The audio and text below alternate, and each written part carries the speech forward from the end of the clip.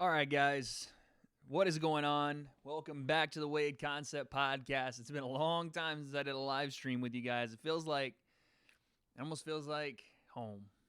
Anyway, guys, the world's up in flames right now. I got the window shade down because I don't even want to look outside. The MMA community, we are all in shock at the moment.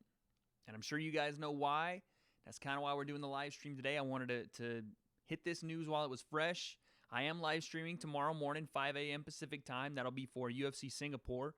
And we'll do some predictions at the very end of this, but we're going to be quick because I have to get to work in a little bit. But, man, I had to get on here. I had to get on here and talk to you guys because we are in the midst of one of the most vicious news cycles in MMA this year. Just so much coming out at once and so much reaction to be had, so much we still don't know about a lot of this. So, yeah, we'll just get right into it, man. So if we want to go, we'll go right into it. So Nate Diaz has self-informed us fans that he will not be participating in UFC 244 this weekend. And there's a lot of controversy surrounding it. I'm not exactly sure what's going to happen, but we're going to read the statement right here on stream. So Nate says, I'm not going to make it out to UFC. I'm not going to make it out to NYC for fight week next week because they say I tested with elevated levels that they say might be from tainted supplements. So already right off the bat, Nate is skeptical of USADA.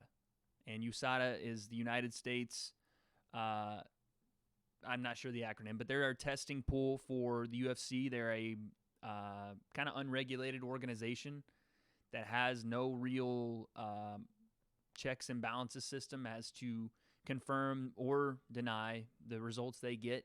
They're kind of just an independent body that the UFC hired to come in and do their drug testing. It's the same body that tests Olympic athletes as well. But there's been some controversy with USADA. There's been tainted supplements. There's been false positives. There's been an inordinate amount of suspensions for things like a marijuana usage in competitive cycle, which wouldn't give an advantage physically to a fighter. But there's always been controversy with the UFC and USADA and their fighters and going back and forth and testing supplements. So when this came out originally, and as we're reading this, the first thing you think of is USADA, being forthcoming. And Nate addresses that. So he says, I call false on that because all I take are whole food or natural food supplements. I don't even eat meat. So until the UFC, USADA, or whoever is effing with me fixes it, I won't be competing. So in that, I don't see Nate as saying he has been told he can't compete or he's been told he's been suspended. In fact, it's come out that he's told he hasn't been suspended. But I think for Nate, he's saying, look, if you guys are going to come out and say that I failed a drug test, I've never taken steroids, I've never done any of this stuff, and we'll get into what it is exactly he's failed for, but I've been a clean athlete since I entered, so I'm not going to fight and throw this under the rug and throw my legacy under the rug for you guys just to say, we caught him with something, or he tested positive for something, but it wasn't enough to suspend him, because it would still, in Nate's eyes, admission him as being guilty of competing unclean, competing on steroids, being an unclean cheater, which he's been very vocal about guys being on steroids in the UFC for a long time. So you can understand, if you're a Nate Diaz fan, why it is that he is, obviously completely frustrated and almost done with the fact that he's going to be fighting in UFC 244 because he does not want his legacy or his name to be tarnished, more so than he cares about making the money, being at one of the biggest fights of the year, if not the last couple of years. He cares more about his legacy and his name as a clean fighter than any of that. So he says, unless anybody fixes it, I won't be competing. I'm not going to play their game and try to hide it or keep it quiet as they suggested. That's a huge, huge, huge part of this. If Nate Diaz is being honest, and I have no reason to believe he's not being honest, and suggests that USADA is telling him to keep it quiet, like to hide this, that is a huge story. Now, I know that the USADA protocol for fighters is different than it used to be. It used to be as soon as a fighter, popped or tested positive for something, they would come out and make a public statement. Well, as we've seen, the USADA testing pool is very strict, and sometimes they don't account for a tainted supplement. They don't account for someone's testosterone naturally being higher or a false positive or whatever it is, a mistake. They don't account for it, and because they don't, and they announce these things very publicly, very quickly, or used to, you would see fighters lose out on lucrative sponsorships or deals or brands taking away their money because they have been portrayed as an unclean fighter and cheaters. And it turns out sometimes to not be the case, and now USADA's cost these fighters tons and tons of money. And it's happened a good amount of times. So for USADA, they changed their protocol to then deal with these things kind of behind closed doors and let the fighter know without making it public what's going on. So that could be part of this, but if they're intentionally telling Nate to keep this covered up until after the fight, like, don't say anything about it until after the fight. We found an adverse finding, but we're not going to say anything until after the fight. That's huge, especially from an organization that's supposed to be an independent, non-biased drug testing organization. As soon as there's a drug test happening, the fighter, if he is, considered to be cheating, regardless if he is or not, this is USADA's rules. If he is breaking USADA rule, and USADA rule is the governing body of the drug testing pool in the UFC, why would they tell him to keep it quiet? And I'm not saying they're not doing their protocol that they normally do, but if they're telling him to keep it quiet until after the fight, to let the man who they have just accused of being on some sort of performance-enhancing drug then go fight another fighter, isn't the whole point of USADA to protect the fighters? Isn't that the whole point of USADA, to make sure everybody is competing fairly?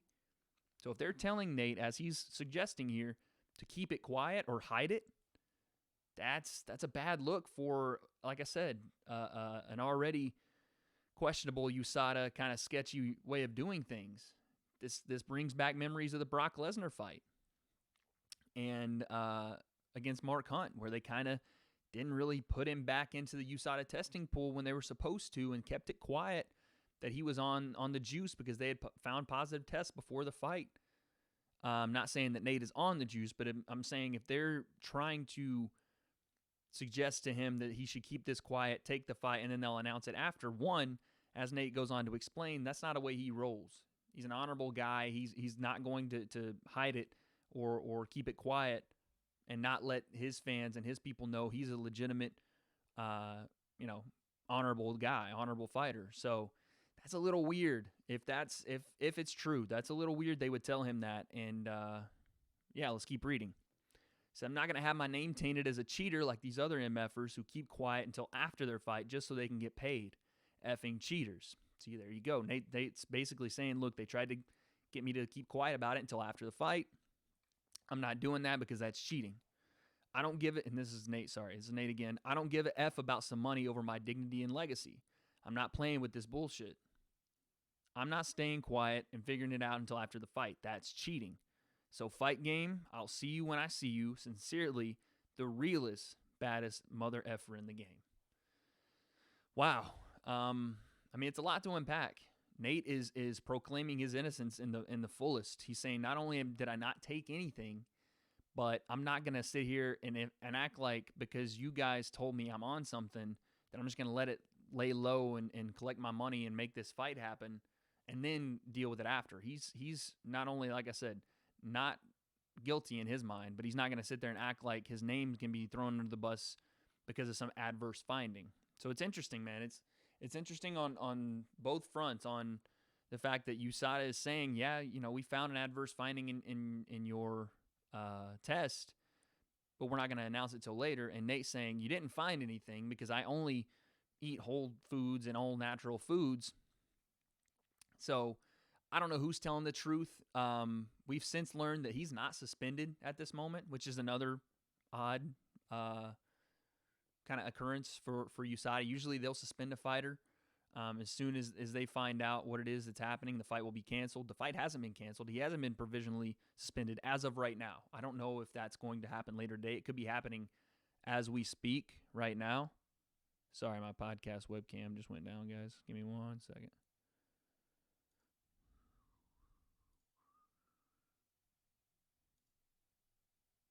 There we go. I don't know if that is happening right now or if that's something that's going to happen later today. That could happen as we're speaking at the moment. But as of right now, Nate hasn't been suspended. He hasn't had any sort of penalty against him. He's the one forthcoming with all this information. So I guess we just have to wait and see. Hopefully this card stays on. But this is what happens. And Nate was so right to come out and say this first, because look at what everyone has said to Nate Diaz. Oh, you're a cheater. You're on steroids. Ha, you said everybody was on steroids, but you're on steroids.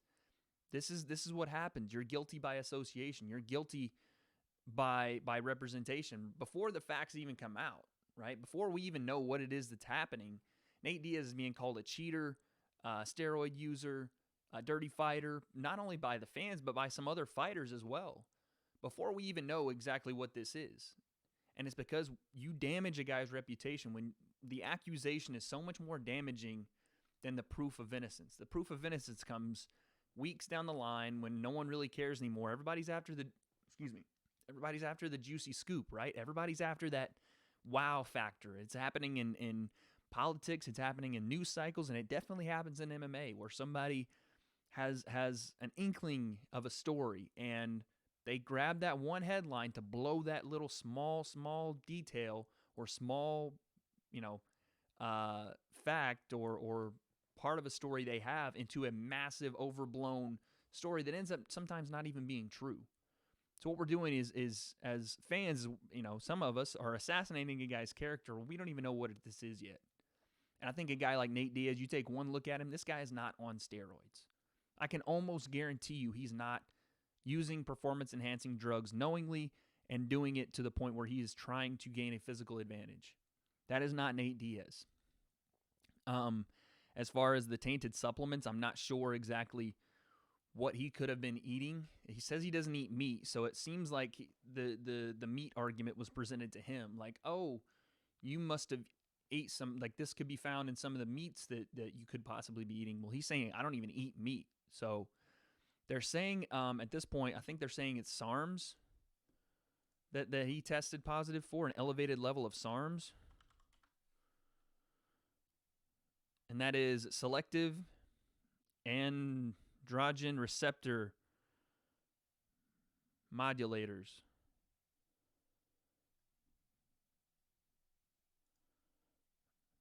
And apparently it is a legal steroid for bodybuilders. I'm not sure what the purpose of SARMs is.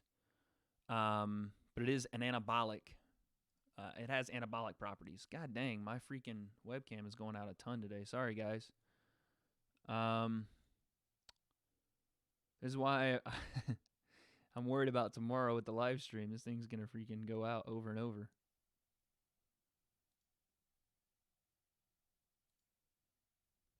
Maybe I should turn down the FPS or something. I don't know, but we'll just keep resetting it when it goes out. Sorry about that. But yeah, provisionally he hasn't been suspended. Trace amounts of SARM have been found in his system. And I think he's more, like I said, I think he's more concerned about his image and his legacy than the fight itself. And to be fair, Nate Diaz is a guy that has based his career off being just a bad MFer, a guy that didn't have to take shortcuts, a guy that worked his tail off. You hear about this guy training by swimming to Alcatraz and back, insane cardio for his entire career, but never you saw him as a guy that was big and bulky and was knocking people out. He would just overwhelm you time after time after time. And late in those fights, he would get you. And so, obviously this is a huge assassination of his character and of his fighting ability if this turns out to be false and everybody jumped on this bandwagon really quickly before knowing exactly what this was. And it'd be a damn shame because Nate Diaz is one of the best, fighters and guys in this game, regardless of how he carries himself or the words he says. He's one of the good dudes. I know it's a bad mother effer belt, but he's a good dude, and he fights and treats this game the right way. Obviously, if there is something that I don't know and that we end up finding out that Nate is doing some things illegally, then that's, we'll handle that as it comes. But as of right now, there's still a lot of information we don't know. It is a big, hot, juicy story, but it's something we need to, I think, just let play out before we go ahead and assassinate this man's entire career off of one issue that isn't necessarily even his fault and could possibly not even be something that's helping him and he ingested incorrectly or by accident. I don't think it's something that we can just jump down Nate Diaz's throat for something that we don't even know if it's true or not yet. Says, it is worth noting, this is from Bloody Elbow, says, it is worth noting that it was from Osterine. Multiple fighters like Sean O'Malley have eventually received reduced sentences for results consistent with supplement contamination. So I guess Sean O'Malley had this same problem, and Sean O'Malley's been out for 14 months because of this. Let's hope that's not the case with Nate. Like I said, it's still ongoing. We will find out something probably you would think by the start of the weekend. They can't do this to where they drag this out. This fight's in 2 weeks. A week, actually. So you can't, there's no way they're going to be able to drag this out. So, yeah, that really sucks. That's what the MMA world hit us with yesterday. And not only that, another story, just to continue the downers, guys, I'm sorry, but another story, Randy Couture released a statement after having a heart attack. So yesterday, there's a lot of stories coming out, a ton of stuff that, us MMA fans are scouring around trying to find what's the right information. How's Nate going to figure out a way to make this fight at 244 happen? Jorge Masvidal is coming out. Well, in the midst of that, guys, I'm sorry about the webcam. I don't know what's happening. I got to figure this out before tomorrow. In the midst of all that, you have one of the most heartbreaking stories, but also, kind of what we all thought about Randy Couture as far as just his toughness. So Randy Couture has a heart attack yesterday. Apparently, story comes out, Randy Couture has a heart attack while training at Jay Glazer's gym in West Hollywood. Unbreakable Performance, I think the thing is called. He's up there training and just starts complaining of having heart issues. And I listened to Chael Sonnen's podcast because Chael, I guess, is fairly close to Randy and Jay Glazer. He said that Randy Couture started having heart pains and went and rolled out like on a foam roller because he thought he was having just some, chest pain, whatever. I'll go roll it out. The man tried to roll out a heart attack.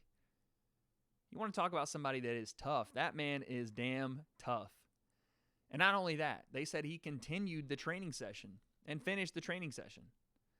Wow, that is another level of tough. Luckily, Randy decided he needed to go to the hospital and walked to the hospital. Wasn't driven, he walked to the hospital. And so luckily, he gets to the hospital. They put the splint in. He immediately has surgery, and I guess he had a blockage. So luckily he had that taken care of. They said that he is, doing well now, but it was scary for a little bit. Obviously, a massive heart attack like that, and almost being too tough for your own good. In the case of Randy Couture, it's not a good combination. But luckily, he did get his care he needed yesterday, and as of a couple hours ago, he said he came out with a statement, and he said, quote, "I haven't kicked the bucket yet." And apparently after his surgery, he not only didn't kick the bucket, but also walked home from the surgery, if you can believe it. Walked home from the surgery. So that's the type of beast we're dealing with here in Randy Couture. Guys, sorry about the webcam. I don't know what's going on right now. It's been doing this. I thought I'd fixed it. I guess not. But yeah, could have been a terrible, terrible story. Still, obviously, everybody go send their love to Randy Couture because, man, that's a legend of the game. And, as the game moves forward, the guys that helped bring it to prominence are getting older. It's unfortunate, but, man, you can see how much of a tough guy Randy Couture actually is. Not only does he try to foam roll out a heart attack, which is insane. Imagine you having a heart attack, and the first thing you think of is, it's just a little chest pain. This guy walks himself to the hospital, and it says he thought it was an offset rib or vertebrae. He's insane, man. But, yeah, how can you not love Randy Couture and hoping the best for his health, man? And then the last story before we do some predictions and I got to go to work is the Conor McGregor controversy stuff. You guys that have been rocking with me for the last year and a half, 2 years know that I'm a huge Conor McGregor fan. Huge. Big Conor McGregor fan. And it's been really hard for me to, see what's happened with him lately. If you don't know, I'm talking about the multiple sexual assault accusations against Conor. I think those are even into legal proceedings now. Obviously, the assault on the elderly gentleman in the Irish bar. Even today, Conor has been on a press tour in Moscow and was hit with didn't get hit. He used some head movement to get out of the way, but he got a bottle thrown at him by what looked like a Dagestani native, calling Conor out for trashing Dagestanis. Conor obviously slipped that, but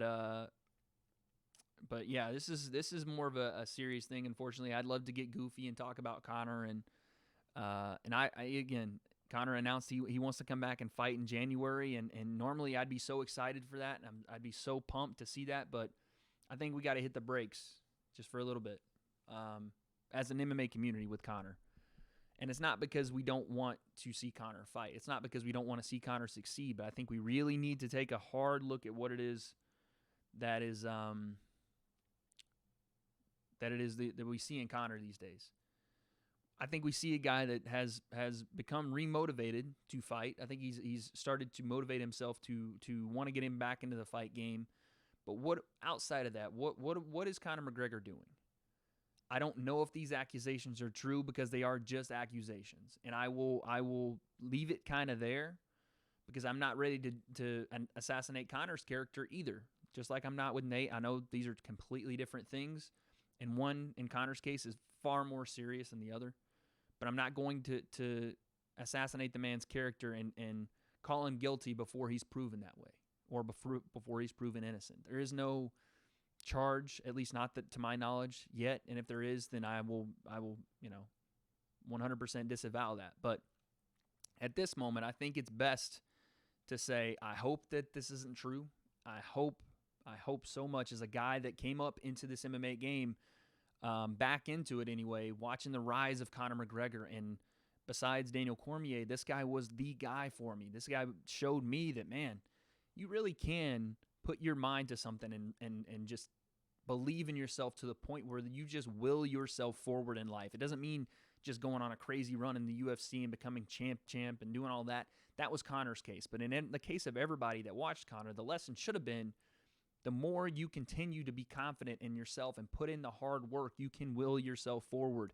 It may just be that promotion at your job. It may just be doing better in your marriage, doing better with your family and friends, being more attentive to the things that you need to do in your life, your health, any of that.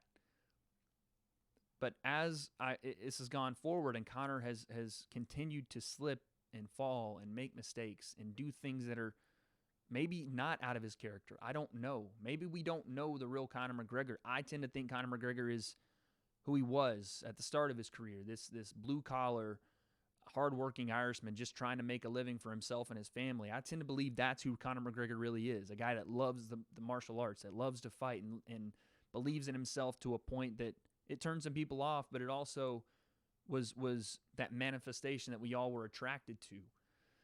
This Conor that we hear about with these assaults and these accusations, I don't know who that is. I don't know who it is, and that's not somebody I'll support. It's just not. Like I said, I'm not going to assassinate Conor's character before any of this is proven or come out. Obviously, the stuff with him hitting the older gentleman in the bar, completely disavow it. I can't support it at all. And I'm hoping that he's made amends for that. And whatever that means, if that means some sort of compensation, if that means going to court and paying, doing his time or doing his due diligence to rectify that situation, I hope he's in the process of doing that. But these other two accusations, I hope to God they're not true. And it's not because I want Conor to fight again. I don't want to look up to somebody like that. I don't want to preach the message that you should look up to somebody, that their real true nature is that of a demonization of people, especially women in helpless situations. I don't want to be somebody that was admiring that person. I don't want to be somebody that told people to go watch this person and watch how they live, because I'm out at that point. If those things are true, then I'm out. And that's as simple as it gets. I'm like I said, a huge Conor fan, but I can't roll with that. I can't. So it's hard to be excited for anything Conor does right now. As a fan, you're almost on pins and needles, hoping that this stuff comes out, that it's not him, that he didn't do these things, that he couldn't have done these things. So I guess the only thing to say is we'll see. That's unfortunate, but we'll see. And lastly, guys, sorry, I had to get kind of dark there. That's my, somebody had been asking me about Conor, and I hadn't really talked about it on the podcast. I felt like we needed to talk about it because I can't just avoid, the stuff that outside of the cage that Conor's doing. What did Conor do now? It's not that he's necessarily done anything. Today, he almost got hit by a bottle by some Dagestani native that was calling him out for all the stuff that he said about Dagestan. But I'm more so talking about the continuation and the combination and the build of the sexual assault cases and things like that are still, under investigation. So I don't want to sit here and say Conor did it and I'm done with him and all that, because I'm still, like I said, a Conor fan, and I'm not going to assassinate a man's character without it being proven that he has done something, without the investigation being closed and charges being filed. And if that happens, like I said, I'm out. I will not support somebody that does that. I will not support somebody that, like I said, takes advantage and does those things to women or anybody.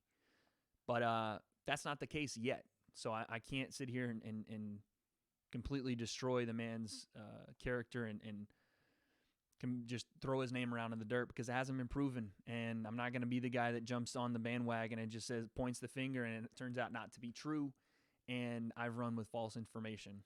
Because I truly do want Conor to be the person that I saw 5 years ago, 6 years ago, and the role model to the kids and role model to me. And I'm hoping that's still who he is. I'm hoping and I'm praying that's still who he is. And I'm hoping these stories aren't true. But what's good, Kyle, by the way? Let's look at UFC Singapore's card to kind of end this off on a bright note. And again, guys, I had to do this. I had to do this live stream today. There was just too much news not to.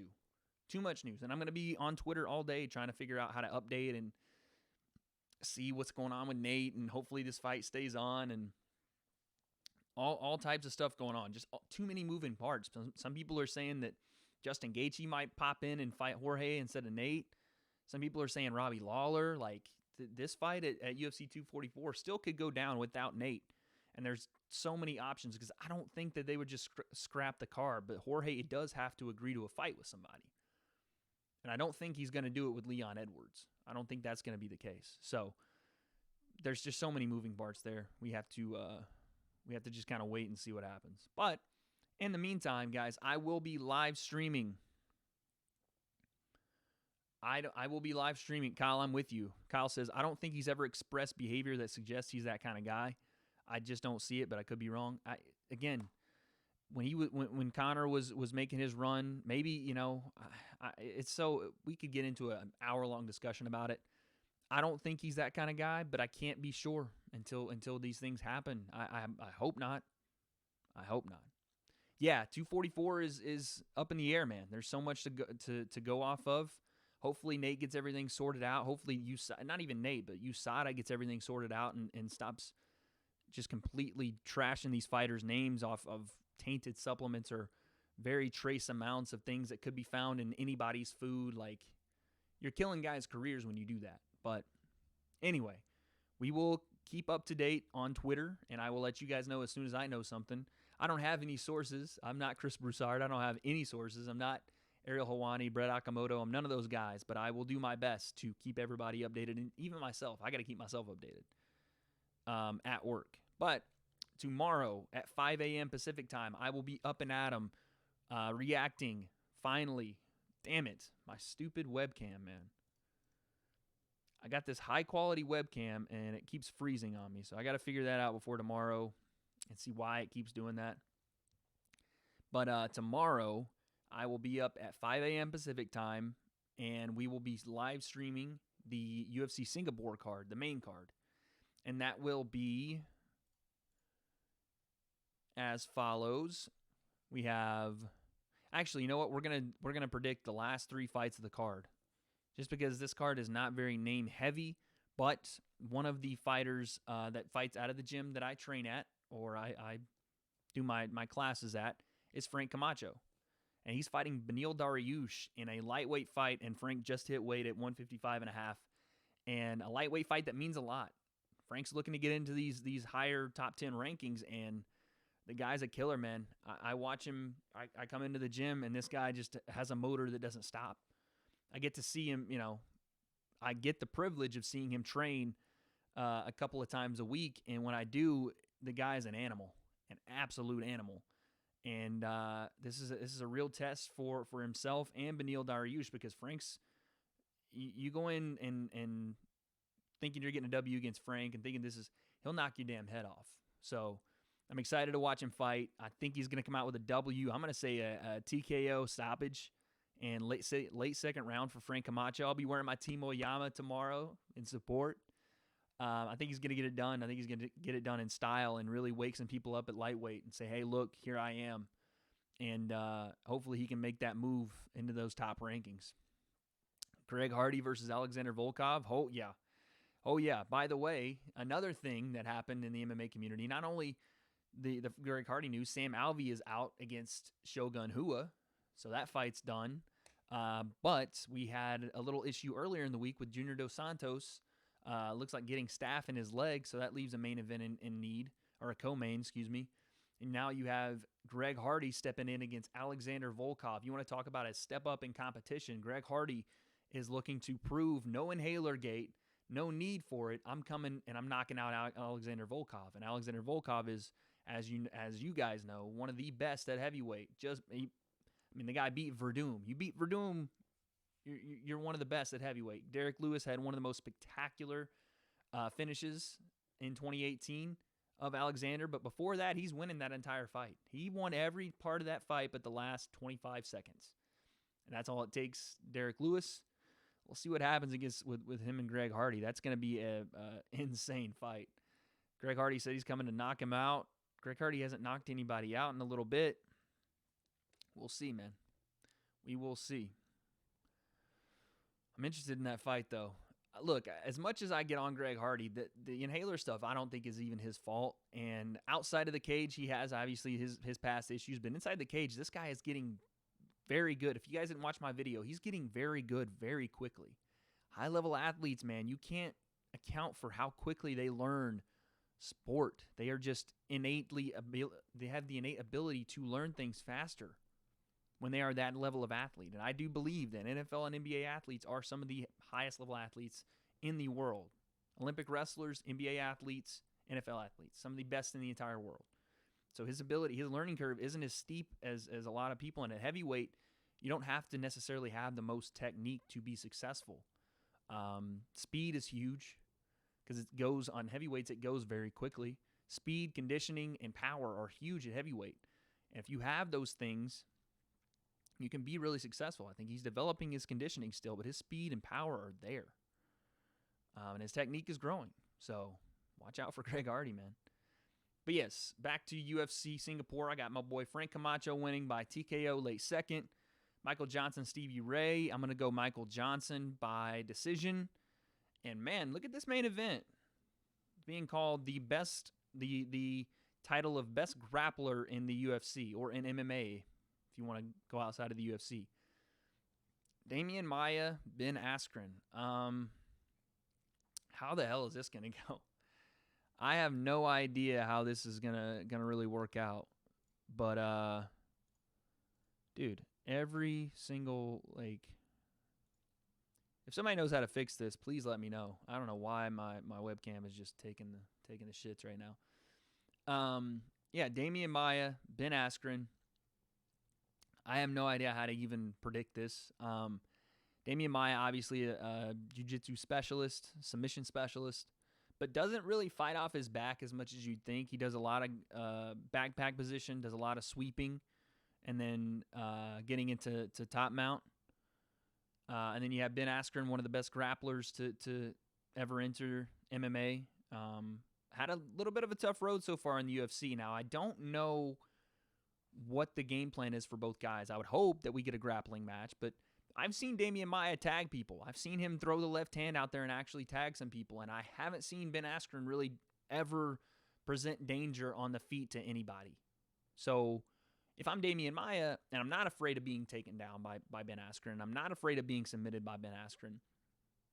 Not to say that Ben can't. I don't know if I could see Ben being able to take down Damian Maia and possibly, I mean, I'm not going to sit here and say Ben could submit him like that. It's going to be a long 3 to 5 rounds before he gets any kind of close to submitting Damian Maia, but that's the only way I think Ben finishes the fight.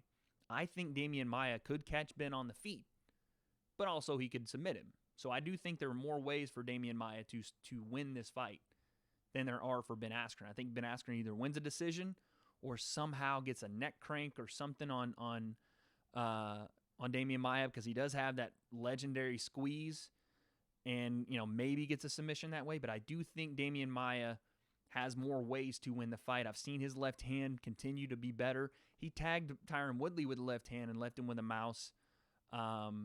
Showed some great stand-up ability. I don't want to say great. Showed some good stand-up ability in some of his fights. More so, far better than Ben Askren has looked on the feet. I don't think we're going to get one of those, you have two good grapplers, so they're going to stand and trade type things. I don't think you're going to see that. I think both guys do want to get the fight to the ground. I just present for you that Damian Maia has the ability to stand up and fight Ben Askren more so than Ben Askren has that ability. So Kyle says Maia submits Askren.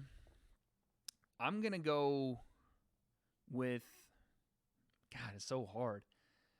I think it's so hard to judge control time in MMA, and especially for judges now in Singapore that are going to have to judge these two guys based off of octagon control, grappling control, submission attempts, submission defense. Like, these things are going to be very, very hard to judge. I wouldn't be surprised if we see a split decision. I think Damian Maia is going to take either a split or a unanimous decision based off the fact that I think he's going to land some strikes on the feet. I think he's going to find a way to at least have some sort of close submission. I don't think he'll submit Ben, but I think he'll get close. I think Ben will have a takedown advantage. I think Ben will probably take him down a couple of times, and that will count. For MMA scoring, it will count regardless if Damian Maia is in any trouble or not. A takedown will count on the scorecards. But I think Damian Maia tags him up on the feet a little bit at the start of maybe each round. He gets a couple of shots in, maybe 10 or so, 15 or so significant shots in the fight in general might be enough. And then on the ground, I think Damian Maia starts to lock up different submissions, or at least try, to the point where Ben Askren is defending more than being offensive, and that will be enough on the scorecard. I think Damian Maia ekes out either a split or a close unanimous decision. But yeah, so that's what we'll go. Damian Maia by decision. We'll go Michael Johnson by decision. We'll go Frank Camacho by TKO. Let's look really quickly. One fight on the prelim card. Anybody that I know? Alex White's on the card. We'll go Ashley Yoder by decision as well. And, Maurice Green's on the card. We'll go Jeff Hughes by knockout. Jeff Hughes by knockout. Ashley Yoder by decision. Frank Camacho, TKO. Michael Johnson decision. Damian Maia decisione. And that is our predictions. That is the podcast today, guys. I wanted to get in here really quickly. Josh, what's up, man? What's up? You're just catching the tail end of the podcast, baby. Today was a live stream emergency. We had to get this podcast out just because there's so much news in MMA. We'll go over it one more time really quick. Nate Diaz, at the moment, says he's not fighting at UFC 244. The UFC and USADA said, look, he's not suspended. He is still on to fight. We still have so much to prove there, so much still going on. Yeah, Camacho is my dude, man. He's about to run through this fool. No offense to Benil Dariush. I think he's a good fighter too. But Frank's an absolute tank. No pun. Anyway, yeah, we'll see what happens, man, because Nate's saying I'm not coming to the fight unless you guys prove that I'm innocent of the things you're accusing me of. The UFC and USADA said, look, yeah, you have elevated levels of SARMs, maybe from contaminated substances, whatever it is, or contaminated supplements. Nate's saying, nope, I'm calling BS. You guys either figure it out or I'm not fighting. So that card's in jeopardy. You have people wanting to jump in. You have Justin Gaethje. You have Robbie Lawler looking for that fight. Leon Edwards looking for that fight. With Jorge Masvidal to save the card. You could see Darren Till and Kelvin Gastelum headlining MSG now. And then as Kyle and I talked about, you have Greg Hardy stepping in to fight Alexander Volkov. Junior Dos Santos has staff. Sam Alvey's out of his fight with Shogun Rua. And obviously some almost tragic, but luckily not, news for Randy Couture having a massive heart attack. My man is so tough. He just thinks it's a pulled rib. And he's out here trying to foam roll it out and then walks himself to the hospital. What a G, dude. What an actual G that guy is. Unbelievable, man. As Joe Rogan once said, that guy is my hero. That guy is my hero, man. So, yeah, Randy is the absolute man. And then, obviously, the Conor stuff we had to address. I hadn't addressed it on stream, and I wanted to do it on live stream versus in video because I like to be able to directly, in that moment, tell you guys exactly what I'm thinking.